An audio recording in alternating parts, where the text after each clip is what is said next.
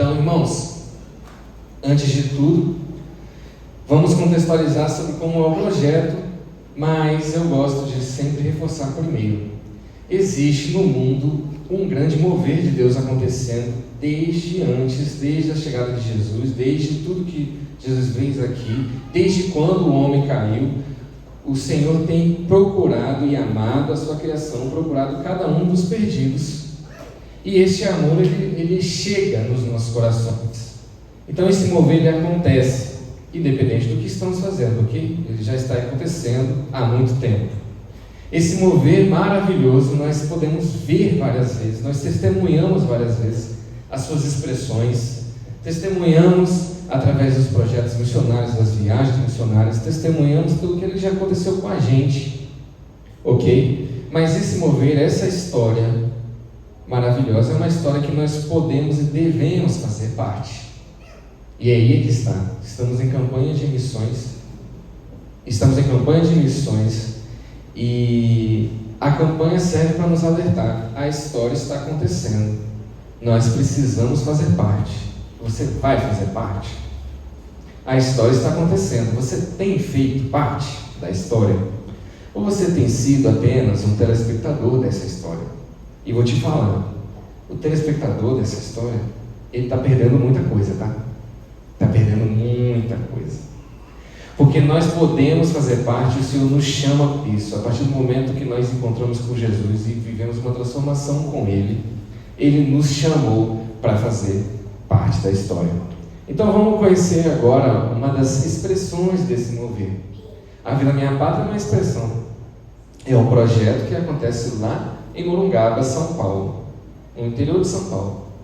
Ali temos algumas fotos. É um projeto focado em imigrantes e refugiados. Então vamos lá, né? Missões mundiais. Esse projeto é para missões nacionais, mas trabalha com pessoas de todo o mundo. Então, pessoas de países que nunca ouviriam falar de Jesus, pessoas de países que na verdade odeiam o cristianismo e perseguem os cristãos, essas pessoas estão sofrendo coisas lá, guerras, pobreza, fome, e por isso elas precisam de um abrigo e procuram no Brasil. Ora, Missões Mundiais é a agência missionária que normalmente vai enviar missionários para se arriscar nesses países, para poder levar o Evangelho, para poder fazer o Evangelho conhecido. Essas pessoas vão largar tudo aqui no Brasil e ir lá para um outro país, ter que encarar a cultura diferente, ter que encarar os riscos de vida para poder fazer o Evangelho conhecido. Mas Deus, na sua maravilhosa misericórdia, no seu mover misterioso, Ele faz com que um projeto como esse aconteça, em que pessoas desses países, na verdade, vêm para cá. E elas já vêm para cá sabendo que é um projeto cristão, tá bom? Mas estão liberadas para continuar. Elas são convidadas para vir para cá, né, com as suas crenças e tudo mais, com a sua cultura, para chegar aqui e serem acolhidos, e vão ser acolhidos por cristãos. Então, olha que maravilhoso, a oportunidade de poder levar o Evangelho aqui na nossa própria casa, para quem é desses países. A Vila Minha Pátria é um projeto que foi criado em 2022, por conta da tomada do Talibã lá no Afeganistão. Então começou com a chegada de afegãos, né, aqui no Brasil. Era uma pousada, um hotel fazenda, que foi doado por um tempo para a Junta de Missões, para poder a gente receber essas famílias. Essas famílias vêm morar com a gente e a nossa equipe de missionários também fica lá morando para poder levar o Evangelho e poder trabalhar com eles. Qual é o principal objetivo do projeto? O principal objetivo do projeto é que as famílias se reestruturem e consigam viver novamente independentes, ok? Então, perdem dinheiro, perdem visão de futuro, perdem a saúde mental, às vezes a saúde física também. E quando chega aqui, elas precisam aprender o português, precisam se reerguer financeiramente, precisam se reerguer socialmente, precisam voltar para o mercado de trabalho. Todas essas coisas são as demandas principais que eles trazem com eles. Mas eles vêm com muitos traumas, vêm com muitas dificuldades de saúde mental e com desesperança, principalmente. E sabemos que Jesus Cristo é a resposta para os principais problemas deles. Porque o problema deles não é não saber português, não é não ter trabalho, não é não ter dinheiro. O problema deles principal é não ter Jesus Cristo. Deixa eu explicar mais ou menos como funciona o projeto. Pode passar. Eu vou explicar um pouquinho dos setores que nós temos lá para vocês entenderem o tamanho do projeto. Pode passar. O primeiro é o ADM1, a cozinha. É o setor que cuida das refeições que vêm todas de doação, lá na Vila Minha Pátria. Até hoje, depois de 4 anos de atuação, nunca faltou uma das 4 refeições. Olha que bênção. De tudo de refeição que a gente recebeu doação. Ok? Então essa equipe trabalha todos os dias para manter alimentados os nossos acolhidos. Pode passar? ADM2 é o setor de logística, setor de manutenção, setor de zeladoria. Lá é um local enorme, cheio de problemas. Nós temos lugar para fazer manutenção, tem galho, tem aquela coisa toda, lá mora criança, idosos, mulheres grávidas, então a gente precisa estar sempre trabalhando, muito trabalho braçal para ser feito. Essa é a equipe responsável. Eu quero que vocês guardem essa equipe aqui que a gente vai voltar a mencionar. Pode passar? A equipe do social. É a equipe responsável por cuidar dos documentos deles, por fazê-los terem acesso aos direitos aqui no Brasil, a conseguir escola para as crianças, a conseguir emprego para os pais. Essa é a função da equipe social. Pode passar? E educação, que tem tanto infantil quanto adultos, tem 2 slides aí, é a nossa escola de português. Então as crianças, quando elas vêm para cá, elas vêm para estudar em escola normal, mas enquanto estão lá também estudam o português com a gente, tem aula de reforço também com a gente, e os adultos têm aula todos os dias também, porque eles precisam do português para viver aqui no Brasil. E é um português com foco principal no uso do dia a dia. Então é o português que se fala no mercado, é o português que se fala no emprego, é o português que se fala no hospital, para poder eles estarem aptos a viver no Brasil. Pode passar?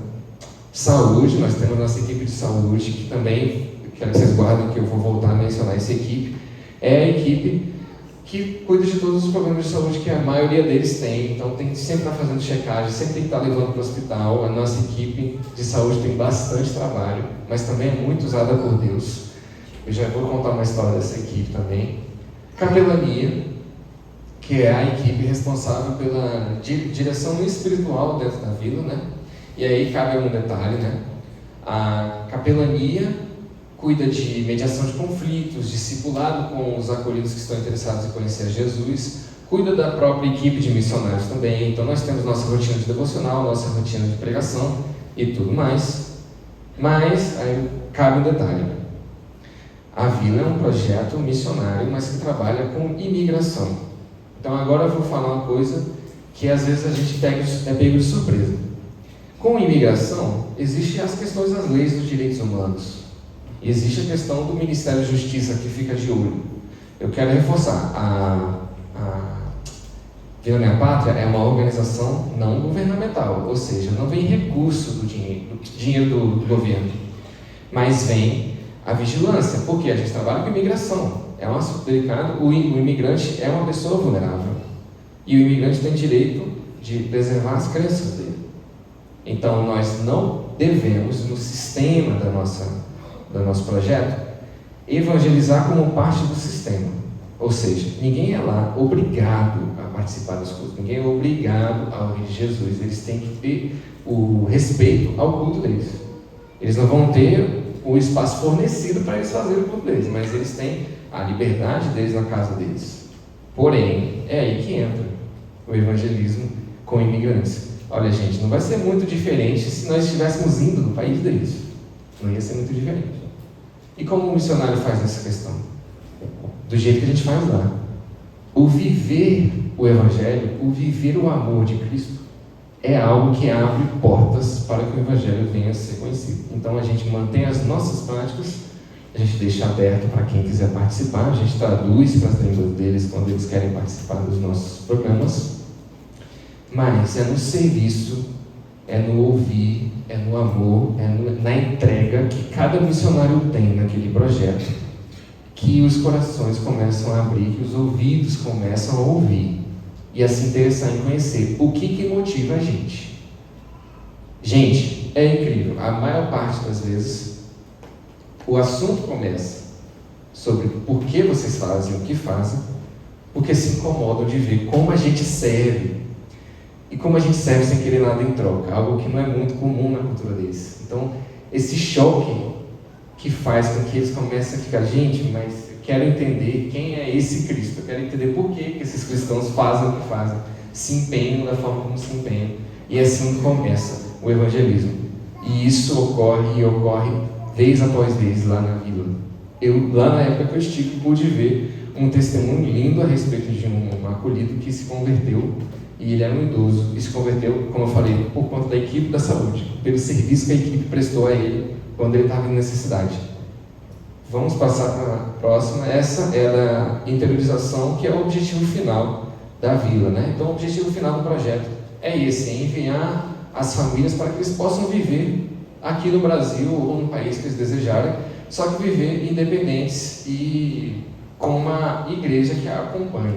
Então, normalmente é assim que a gente faz. A gente chega, está chegando a finalização da família, a gente já começa a ajudar eles a conseguir a casa, conseguir o local lá onde eles vão morar, e quando eles vão morar nesse local, a gente faz contato com alguma igreja próxima para continuar o discipulado, para que a semente do Evangelho não se perca, né? E essas famílias, meus irmãos, eles saem de lá com a semente do Evangelho e podem ir para qualquer lugar do mundo, vão carregar com eles. Isso é o mais incrível de tudo. Se eles resolverem voltar para o país deles, eles voltam para o país deles com a semente do Evangelho nas mãos. Que coisa, né? Próximo.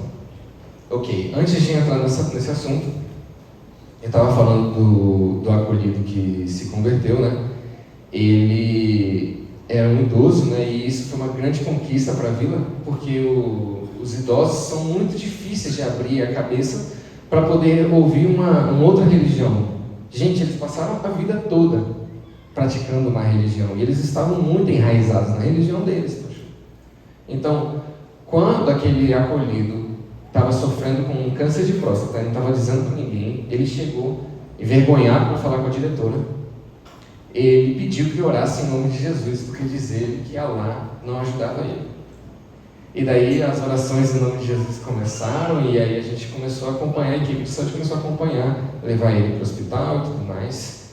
Cada detalhe, cada passo que o processo fazia, era feito orações em nome de Jesus e as respostas vinham. Então ele ficava impressionado com aquilo, ficava, gente, realmente Jesus responde. Teve uma missionária que chegou até ele e falou assim, olha, o Senhor não precisa depender da gente para orar. Caso o Senhor queira orar em nome de Jesus também, o Senhor pode orar na sua casa. Então foi o que ele fez, ele chegou na casa dele, se ajoelhou e orou. E uma resposta que ele pedia também chegou bem rápido. E aí ele falou, olha, eu quero conhecer mais desse Jesus, né?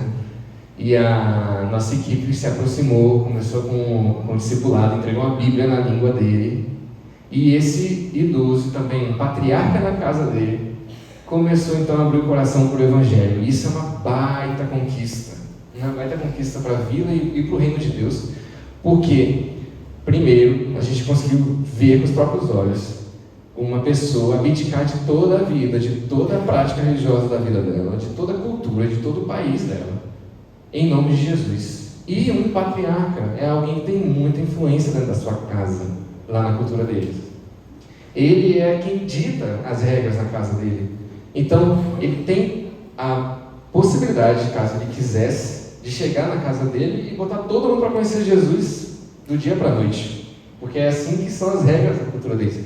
Ele só não faz isso, só não fez até agora isso, porque ele tem a expectativa de que a sua família também conheça organicamente a Jesus Cristo, sem que ele tenha que obrigar ninguém. Então, e particularmente já é uma grande mudança que Jesus traz na vida do homem, né? Essa humildade, esse anseio de que a esposa dele mesmo conheça Jesus também organicamente, sem precisar ser obrigada. E isso foi uma das coisas que eu pude ver lá na vila. Agora, o que aconteceu, Caína? Por que você esteve na vila? E o que aconteceu para que você resolvesse ir para a vila? Gente, hoje eu vou dividir com vocês um pouco de um testemunho, ou seja, eu vou dividir um pouco da minha própria história, porque a minha história é só mais uma das histórias daqueles que entendem o chamado para fazer parte da história maior, que foi aquela que eu falei logo no início, a história maior do que Deus faz neste mundo.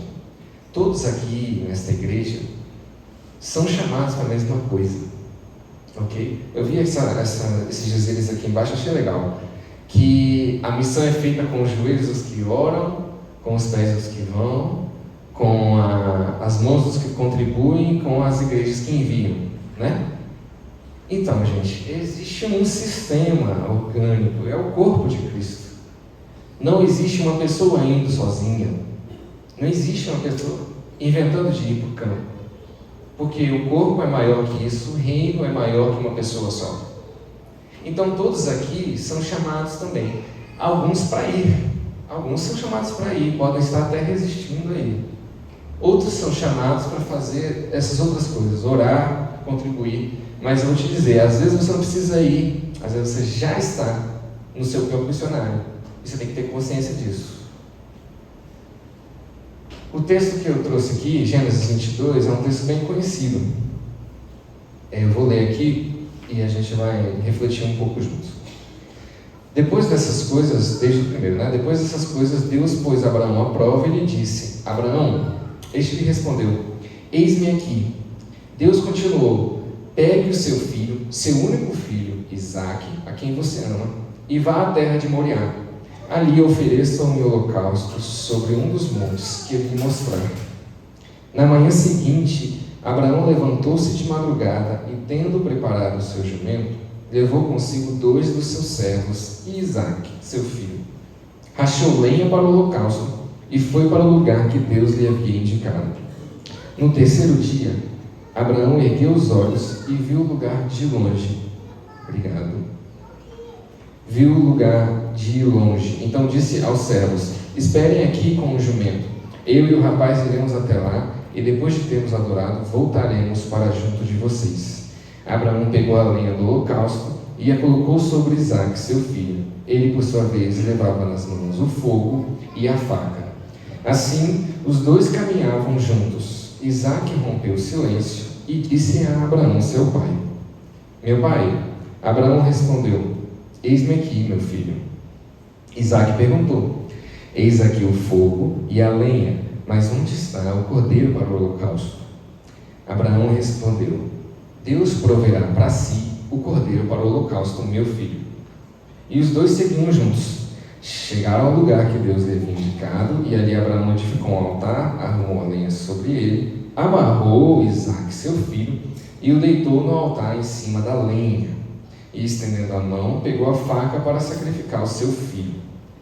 Mas do céu, o anjo do Senhor o chamou: Abraão, Abraão. Ele respondeu: eis-me aqui.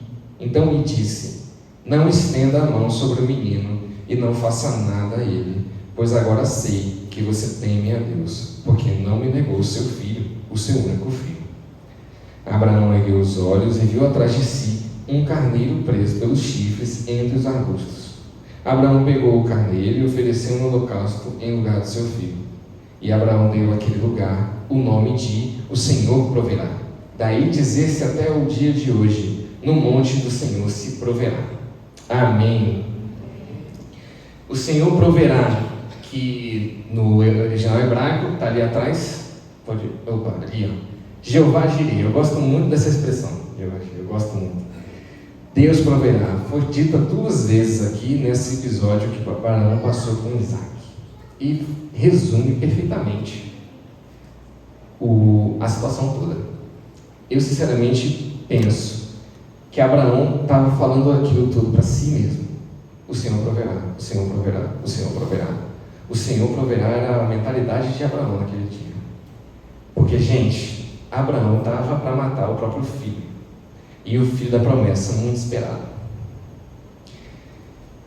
Esse personagem e esse momento da vida dele foi uma das coisas que eu levei comigo quando eu fui para o campo pela primeira vez. Eu fui para a vila ano passado como voluntário e fiquei por 4 meses lá.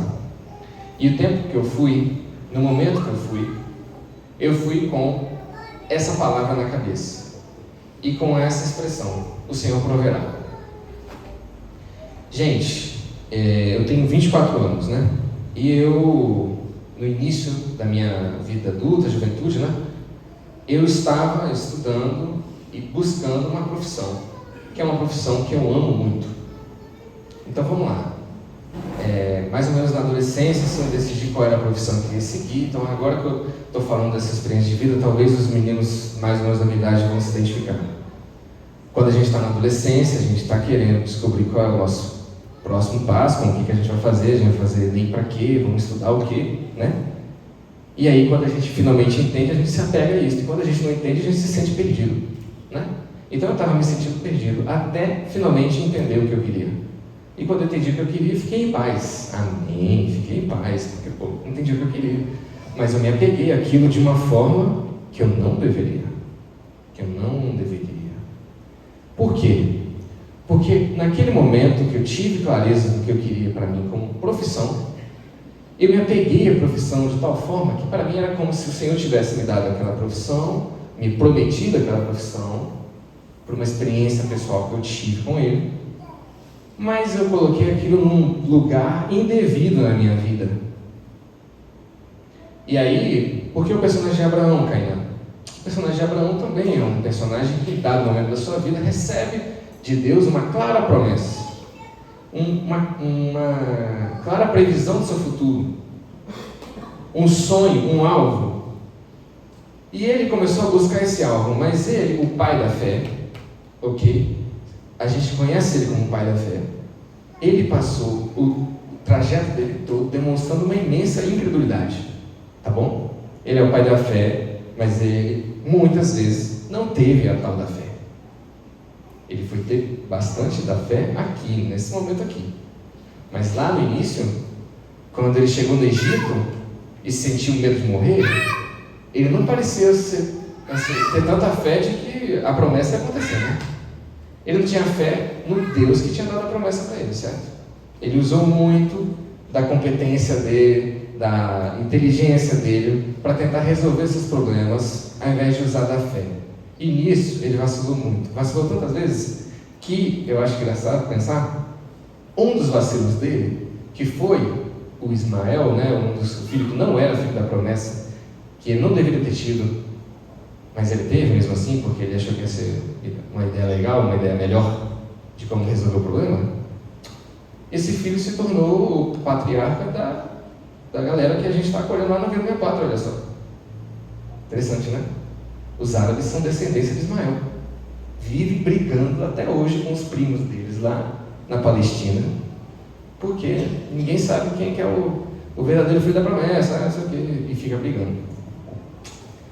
Abraão, com sua imensa inteligência, sua imensa capacidade de resolver seus problemas com as próprias mãos. Ele não tinha capacidade de resolver o problema com as próprias mãos, ele não entendia isso. O momento que ele entendeu isso, foi esse. Dizer, o Senhor proverá, para o homem que tentou várias vezes resolver com as próprias mãos os seus problemas, é um grande passo de fé mesmo. Dizer, vou levar você, Isaac, para o sacrifício, e vou fazer exatamente como o Senhor me falou, porque eu sei que é dele a provisão, porque sei que é ele que me deu a promessa, é um imenso passo de fé. E eu me identifico com Abraão porque naquele momento em que eu estava também com um alvo, com um propósito, e botando esse propósito no lugar indevido da minha vida, eu passei por uma experiência com Deus que me fez entender, estou fazendo errado. Estou, de certo modo, idolatrando a minha carreira, idolatrando a minha profissão. Para mim está sendo mais importante ser esse profissional em específico, vou falar com a profissão design gráfico, né? Ser designer gráfico do que, de fato, ser do Senhor, ser sua propriedade, Senhor. Eu não sou uma profissão porque a profissão vem e vai. Eu estava colocando o meu coração nas coisas terrenas, num tesouro terreno, e o tesouro terreno passa. Porque as coisas da terra passam. As coisas da terra é que sofrem os efeitos da passagem do tempo. Se decompõem, se enferrujam, é o que Jesus fala. Mas as coisas do eterno são para sempre. É por isso que é eterno. As coisas do eterno duram para sempre. Se o nosso tesouro é eterno, nosso coração está no eterno. E o nosso coração não vai passar com as coisas passageiras. Então ali eu tive que entender: Senhor, muito obrigado pelo que o Senhor me dá, pela faculdade que o Senhor me permite fazer, muito obrigado pela essa profissão que o Senhor me permitiu conhecer e amar, ok, mas se eu precisar tirar tudo isso de mim, eu quero poder dizer: Deus proverá, do jeitinho que Abraão falou ali. Quero poder dizer, ok, com muita paz no coração, o Senhor proverá. Eu sei que essas coisas não me definem. Eu sei que sem essas coisas eu ainda sou alguém. Pelo contrário, eu sou uma pessoa amada, um filho amado de Deus, e eu tenho um propósito maior que isso. Então foi nessa mentalidade, foi nesse pensamento que eu cheguei lá na Vila Minha Pátria, ainda para conhecer, ainda para entender um pouco o que o Senhor queria de mim por lá. Eu digo tudo isso, gente, porque aqui podem ter pessoas jovens, de qualquer idade, que pode estar confuso, pode estar nesse momento realmente confundindo e achando a promessa mais importante do que o Deus da promessa, e depositando mais a fé na promessa do que no Deus da promessa, porque nós não vivemos sem Deus, né? Nós não vivemos sem a promessa. Abraão estava disposto nesse dia a viver sem a promessa, caso precisasse. Ele estava dizendo: pois Deus proverá para mim o cordeiro do sacrifício. Deus proverá, Deus proverá, Deus proverá. E realmente trouxe a provisão. Ele não esperava, mas aconteceu. E, gente, esse nível de desapego, esse nível de esvaziamento é necessário.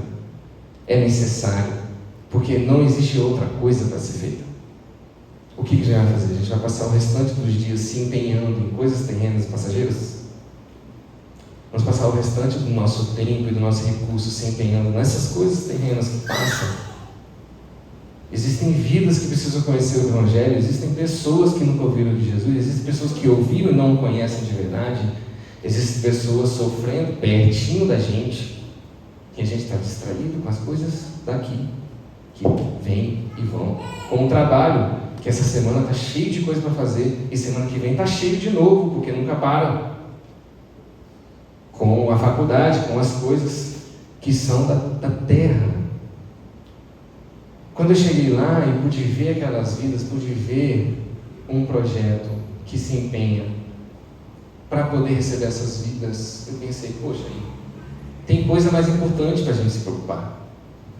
Tem coisa mais importante para ser feita. Senhor, eu peço que o Senhor me use aqui então. Foi assim que eu cheguei, pedi para o Senhor me apontar e me usar naquele local, mas eu não queria em nenhum momento achar que qualquer uma das coisas que eu fizesse ou conquistasse ia ser com minhas próprias mãos, do jeito que Abraão fazia lá no início da jornada dele. Eu falava: Senhor, eu não quero ter a impressão de que eu sou útil porque eu sou útil, porque eu que estou fazendo alguma coisa. Não quero. E isso, gente, é difícil de fazer. A verdade é que é difícil de fazer, sim. É difícil de ter esse nível de desapego, porque a gente tem muito preciosismo com o que a gente faz. Tem muito preciosismo com nós mesmos. Isso se chama idolatria. A gente se colocar num pedestal que não é nosso. Ser humilde é o contrário disso. A pessoa humilde faz exatamente daquele jeitinho que Jesus diz: chega na festa e senta na cadeira que estiver disponível. Ele não chega cobrando: por favor, me deixa sentar aqui na cadeira de honra, na cadeira VIP. Porque chegando na cadeira VIP pode ser que tenha alguém mais importante que você na festa e você vai ser humilhado, diz Jesus. Não, chega lá, senta na cadeira mais humilde e aguarda, pode ser que o Senhor da festa te chame com uma cadeira melhor. Essa deve ser a nossa postura, porque foi a postura do nosso mestre. O nosso mestre, Deus, Jesus é Deus, e Jesus, mesmo com todo o poder, e o único que tem realmente direito de exigir alguma coisa, Ele nos serviu, gente. Ele que nos serviu primeiro. Então a gente deve imitar o nosso mestre no serviço. Então foi assim que meu pensamento estava na vida. Cheguei e trabalhei naquela equipe que eu mencionei, que eu espero que vocês tenham lembrado, da ADM 2, que é a da logística da manutenção. Olha, detalhe importante: a Vila Minha Pátria tem 35 por aí missionários. Quando eu cheguei lá, tinha 5 homens só. Aí a gente começa a pensar um pouquinho, um sítio enorme, cheio de famílias, pessoas de culturas diferentes, gente que a gente não conhece, porque todo mundo tem que morar junto lá. Tem crianças, idosos, ok. Locais acidentários, muito trabalho braçal para ser feito. E só temos 5 homens disponíveis nesse serviço.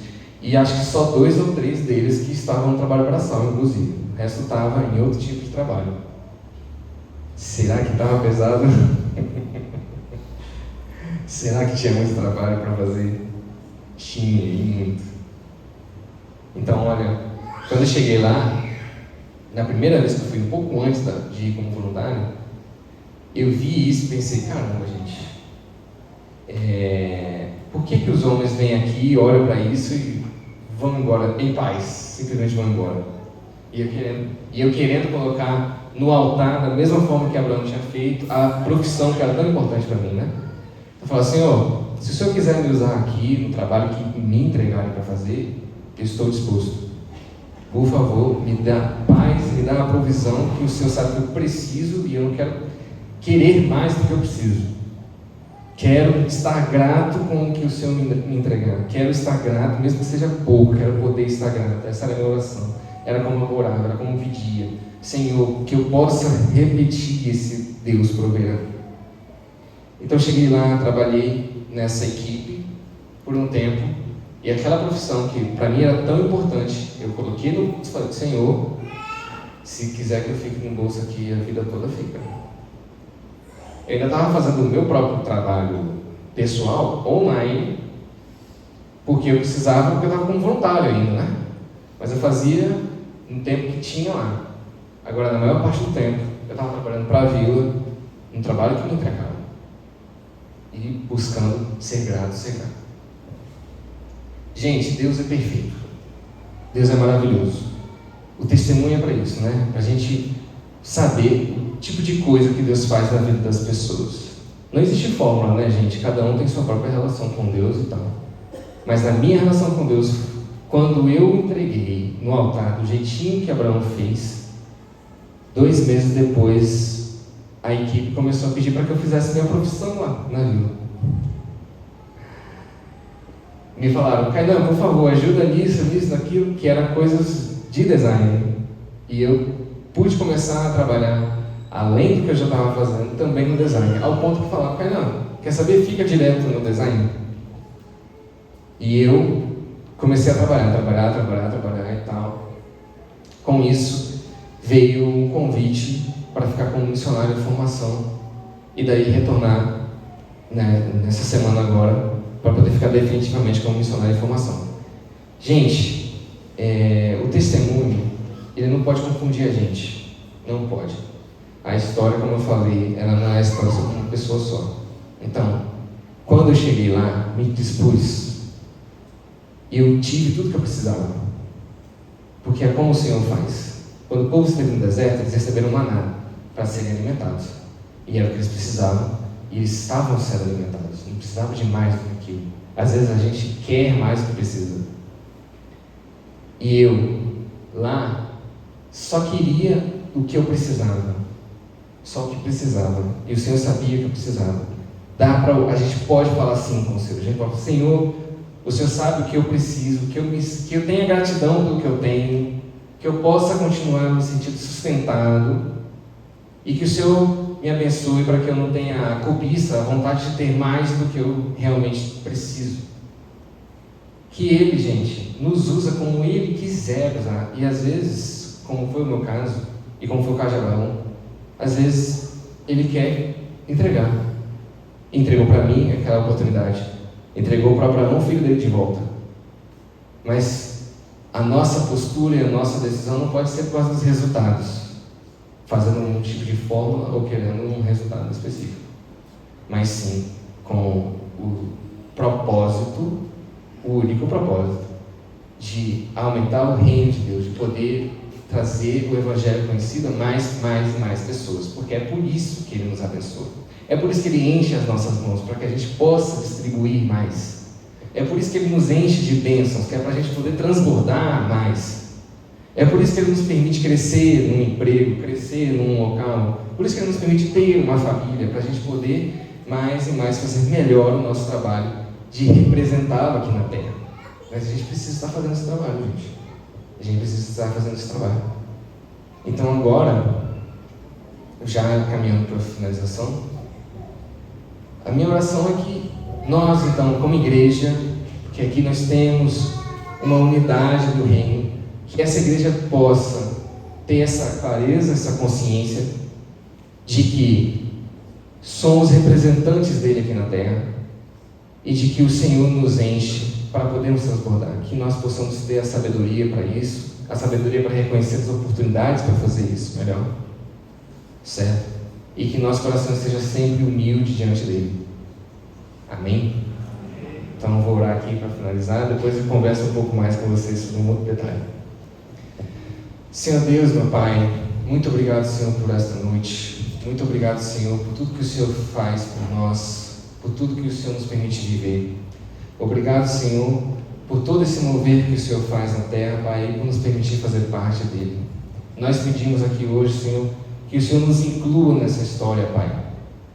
Nós nos colocamos à disposição, pedimos, Pai, para que o Senhor nos purifique de tudo aquilo que nos afasta do Senhor e que nós possamos ter a sabedoria e a certeza de que o Seu chamado, Senhor, é para nós, para que nós possamos viver o Seu chamado onde o Senhor quiser que a gente viva, da forma que o Senhor quiser que a gente faça. Senhor, se for, meu Deus, para nós usarmos a profissão que temos hoje, que assim seja, então. Se for, meu Deus, para nós fazermos outra coisa, que assim seja, meu Deus. Senhor, se for para ser na nossa família, se for para ser na nossa cidade, na nossa comunidade, Pai, que o Senhor nos dê a sabedoria, Pai, para perceber o Seu chamado, perceber, Senhor, as pessoas que o Senhor quer que nós tenhamos, esse amor, este afeto, Senhor, que nós possamos evangelizar, Pai, e as oportunidades para fazer isso melhor. Pedimos que o Senhor nos encha da Sua sabedoria agora, Pai. Eu peço por esta igreja, Pai, para que continue sendo relevante aqui nesta comunidade, para que cada família aqui continue firme também no seu propósito. É o que eu peço e agradeço em nome de Jesus. Amém.